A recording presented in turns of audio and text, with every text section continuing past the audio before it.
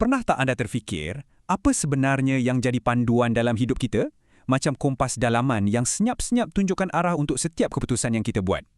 Hari ini, kita akan kupas tentang kuasa di sebalik kompas tu, iaitu kerohanian dan macam mana ia membentuk siapa diri kita.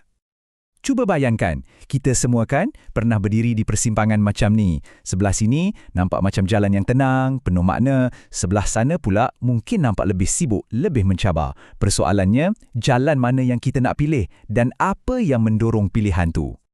Okey, sebelum kita pilih jalan, mestilah kita kena faham dulu kompas yang kita gunakan. Jadi, jom kita mulakan dengan soalan paling asas. Apa sebenarnya maksud kerohanian ni? Senang cerita, kerohanian ni macam tapak atau asas hidup kita. Ia dibina atas 3 tiang yang sangat kukuh. Yang pertama, kebenaran. Yang kedua, kedamaian. Dan yang ketiga, kasih sayang. Gabungan 3 benda inilah yang jadi panduan dalaman untuk membentuk kita jadi insan yang bermoral.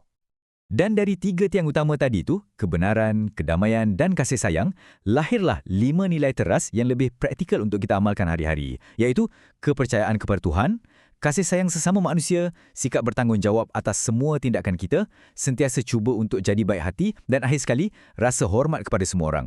Nilai-nilai inilah yang jadi macam penapis untuk setiap tindakan kita. Jadi, macam mana rupa orang yang betul-betul ikut dan amalkan nilai-nilai kerohanian ni dalam hidup dia? Jom kita tengok.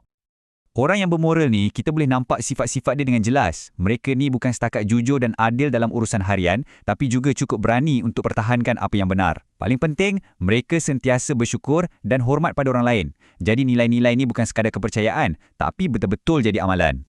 Dan hasilnya, inilah dia kehidupan yang harmoni. Individu macam ni bukan saja rasa tenang dengan diri sendiri, tapi dia juga disayangi dan dihormati oleh orang sekeliling. Akhirnya, dia jadi contoh yang baik untuk komuniti dia.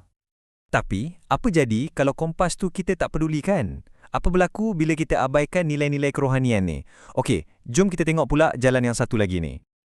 Perbezaan dia memang ketara sangat kan? Macam langit dengan bumi. Satu pihak kita ada jalan kepribadian mulia yang bawa ketenangan. Di pihak yang lain pula, satu jalan yang penuh dengan sifat negatif macam individualistik, pentingkan diri sendiri dan materialistik yang akhirnya cuma akan bawa pada hidup yang tak tenteram. Dan kesan dia tu bukan setakat kena kat diri sendiri je tau. Tak, dia macam kesan domino. Dia merebak, merosakkan hubungan dengan keluarga, dengan masyarakat. Inilah jalan yang penuh dengan konflik, sampaikan seseorang tu akhirnya rasa terasing bukan sahaja dari orang lain, tapi dari diri dia sendiri. Okey, kita dah tahu pasal 2 jalan ni. Tapi soalan pentingnya, macam mana kita nak pastikan kita sentiasa ada kat landasan yang betul? Macam mana nak pilih secara aktif dan kekal di jalan moral ni? Nah, ini ada 6 cara praktikal yang kita boleh buat. Ia bermula dari dalam diri kita dulu, macam jadikan ajaran agama sebagai panduan hidup dan sentiasa cuba untuk hidup dengan ikhlas. Lepas tu, ia berkembang keluar dengan taat pada ibu bapa, belajar terima kepelbagaian dalam masyarakat dan juga jaga alam sekitar kita. Semua ni adalah tindakan-tindakan nyata yang boleh membina kerohanian. Teori saja tak cukup kan? Yang penting, macam mana benda ni berlaku dalam dunia sebenar. Jom kita tengok beberapa contoh yang memang powerful. Okey, pertama sekali kita ada kisah Lun Jin Unggam. Cuba bayangkan, permulaan hidup dia agak mencabar. Dia bermula dari tempat yang sangat sukar. Tapi tengoklah transformasi dia. Daripada situ, dengan pilihan yang betul, dia berjaya jadi seorang jurutera yang disegani. Bekerja kat luar negara pula tu. Satu perubahan yang luar biasa. So macam mana dia buat? Apa rahsia dia? Sebenarnya tak ada rahsia pun. Kuncinya terletak pada nilai-nilai yang kita dah bincangkan tadi. Kerohanian sebagai asas yang kukuh, digabungkan pula dengan kerajinan dan sikap sopan santun. Kisah dia ni bukti hidup yang nilai-nilai ni betul-betul ada kuasa untuk ubah nasib seseorang.